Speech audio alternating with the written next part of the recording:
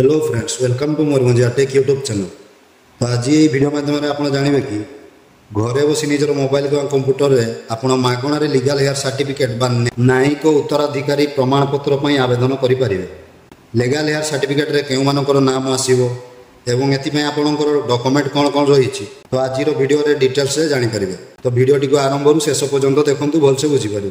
तो चलतु video tart करवा पूर्व जदि आप चैनल को नुआ कर देखुं ताले आम चैनल को एवं सब्सक्राइब करते एमती अप्लाई प्रोसेस देखापी। तो प्रथम आप district.odisha.gov.in वेबसाइट को आसीजे। यार लिंक आम डिस्क्रिप्शन बॉक्स अच्छी से आप चाहिए ये वेबसाइट को आसिपारे। एठार आप caste resident income legal heir certificate आवेदन करेंगे मागणार। तो तापर देखिपे होम सर्विस FAQ कॉन्टैक्ट आस तापर अच्छी लॉगिन CSC ऑफिशियल यूजर। तो आप लॉगिन CSC रे क्लिक करंतु। लॉगिन CSC रे क्लिक कला परे लॉगिन पेज टी सो।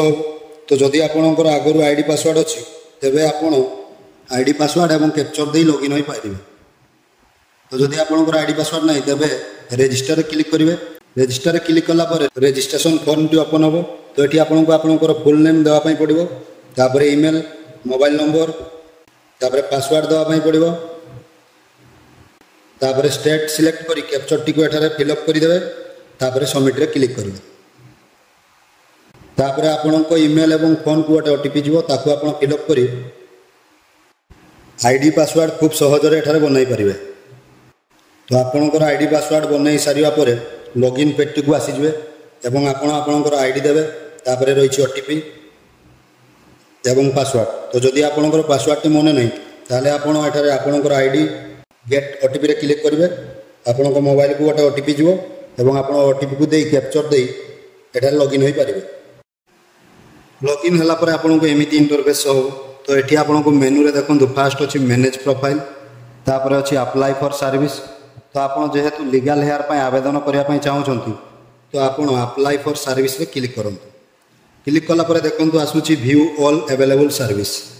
तो आपन व्यू ऑल अवेलेबल सर्विस रे क्लिक करंतु। तो तापर आपन को एठारे सब सर्विस रो नाम सो हो। तो आपन सर्च बॉक्स को आसी जिवे एवं एठारे टाइप करिवे लीगल हेयर। तो देखि पारुथिबे issuance of legal heir certificate. तो आपण एहारी ऊपर क्लिक करंतु। क्लिक कला परे लीगल हेयर एप्लिकेशन फॉर्म टी ओपन होई जो। तो ये लीगल हेयर सर्टिफिकेट कहार भारी थाई फास्ट जानिबा। तो जने मृत्यु व्यक्ति तांकर मृत्यु होई गला परे तांकर बैंक अकाउंट रे थिबा टंका सेटा केमिति तांकर परिवार लोक विड्रॉल करिवे किंबा मृत होइथिबा लोकंकर नाम रे जदि कोनोसी जमी थाई तो सेही जमी को परिवार लोकंक मध्यरु कहार नाम रे करिया पय लीगल हेयर सर्टिफिकेट आवश्यक पड़िଥାଏ। तेणुक जड़े लोकर मृत्यु हो गला डेथ सर्टिफिकेट आसी थाए।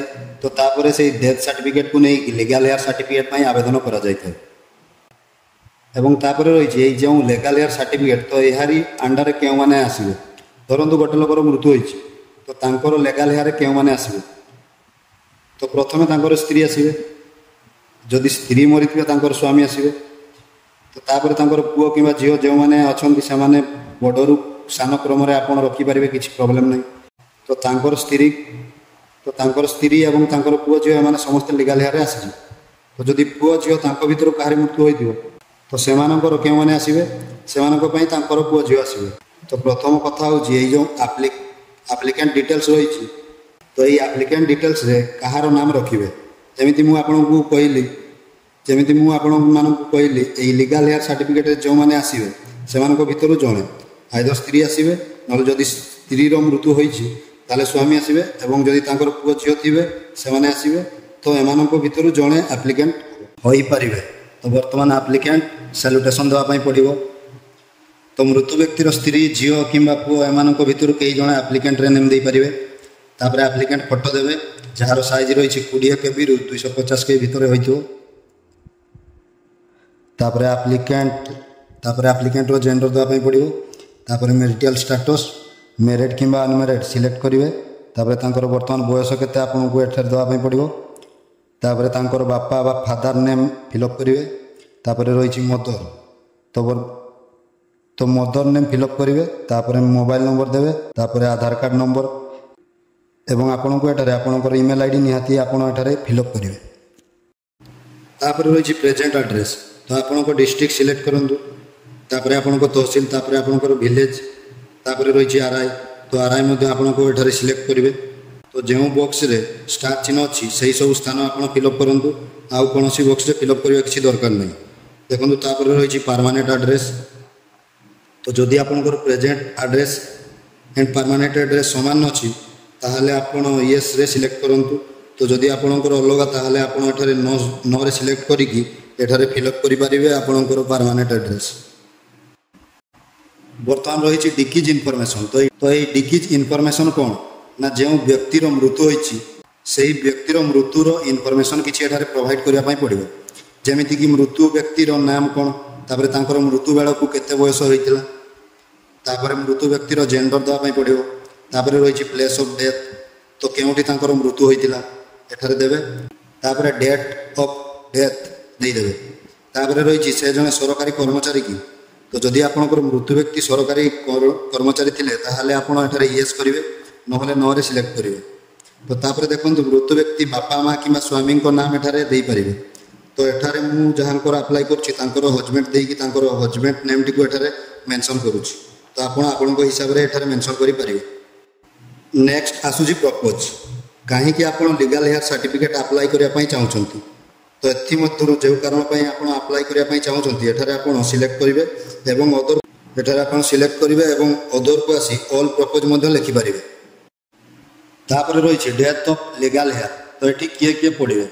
तो मुझे आपको कही जदि स्त्री मृत्यु होता है ताहले स्वामी नेम एठारे फास्ट देवे एवं प्लस रे क्लिक करके झील पुओ जिते जन थे से बड़ू सान क्रम एठारे एड करें। तो ये मैंने उत्तराधिकारी। तो एठारे नाम देवे, तापर एज देवे, तापर मैरिटल स्टेटस रे तो आपण एठारे विंडो सिलेक्ट करेंगे। तो एठारे मैरिड करेंगे नहीं। तो तापर मृत व्यक्ति संपर्क कौन एठारे आपण देवे, हजबैंड वाइफ जहाँ रिलेशन ताहा एठारे आपण फिलअप करें। तापर रही डिक्लारेशन। तो ये आपणकर प्लेस पकई पारे। तापर आई एग्री रे टिक मार्क देवे एवं यही वर्ड वेरिफिकेशन टी एठारे फिलअप करेंगे एवं आप सबमिट रे क्लिक करेंगे। सबमिट रे क्लिक कला परे किछि टाइम प्रोसेसिंग करिवो। तापर आपनको एमिति इंटरफेस शो हो। तो एठारे आपण देखि पारुथिबे आपण देइथवा समस्त डिटेल्स एठारे शो हो। तो जदि आपनको किछि भूल थाए ताहले आपण एडिट रे क्लिक करके भूल को ठीक करि परिबे। तो जदि आपनको सब ठीक अछि ताहले आपण अटैच एनेक्स्चर रे क्लिक करंतु। अटैच एनेक्स्चर रे क्लिक करले आपण अपलोड डॉक्यूमेंट फॉर्मेट को आसी जिवे। एठारे आपनको डॉक्यूमेंट अपलोड करिया पई पड़िबो। तो एठी रहिछि यूपीक आधार कार्ड। तो एठी आपण सिलेक्ट रे क्लिक करके आधार कार्ड सिलेक्ट करंतु। तापर एठारे आपणकर लीगल हेयर पई जो मानक सब नाम देइथिबे तो एठारे समानकर गोटिए पीडीएफ रे आधार कार्ड समस्तंकर अपलोड करिया पई पड़िबो। तापर रही कॉपी ऑफ डेथ सर्टिफिकेट। तो एठी आपण सिलेक्ट रे क्लिक करिवे, तापर कॉपी ऑफ डेथ सर्टिफिकेट रे सिलेक्ट करिवे एवं एठारे डेथ सर्टिफिकेट टी को पीडीएफ करके अपलोड करिवे। तापर रही तो जदि आपणकर मृत्यु व्यक्ति गवर्नमेंट कर्मचारी थिले ताहले एठारे आपनको तांकर government service book row first page T को अपलोड करिया पई पड़िबो। तो जदि आपणकर मृत व्यक्ति सरकारी कर्मचारी थिले एठारे सिलेक्ट करिवे, नहले एठारे किछि दबा आवश्यक नहीं। तापर रही अदर। तो अदर आपण सिलेक्ट करिक डॉक्यूमेंट नेम रे आपण copy of ROR and self declaration दे देबे। तापर तो आपणकर जमी पट्टा एवं सेल्फ डिक्लेरेशन फॉर्म टी को एठारे फिलअप करिक एठारे अपलोड करिया पई पड़िबो। एई सेल्फ डिक्लेरेशन फॉर्म टी आपणको आपणकर एरिया रो ग्राहक सेवा केंद्र बा सीएससी सेंटर रु पाई परिबे। तो सब देई सारिला परे सेव एनेक्स्चर रे क्लिक करंतु। क्लिक कला परे आपण अपलोड करितबा डॉक्यूमेंट रो नाम एवं डिटेल्स आपणको एठारे शो हो। तो तापर आपण एठारे तळे थिबा सबमिट रे क्लिक करंतु। क्लिक कला परे आपणकर एठारे लीगल हेयर सर्टिफिकेट रो एक्नॉलेजमेंट रिसिप्ट शो हो। तो यह को आप प्रिंट करें नहले एक्सपोर्ट टू पीडीएफ करके रखिपारे। तो ये लीगल हेयर सर्टिफिकेट वैलिडिटी हूँ 30 कि 45 दिन। तो ये 30 कि 45 दिन भितर आपको लीगल हेयर सर्टिफिकेट मिल जाव।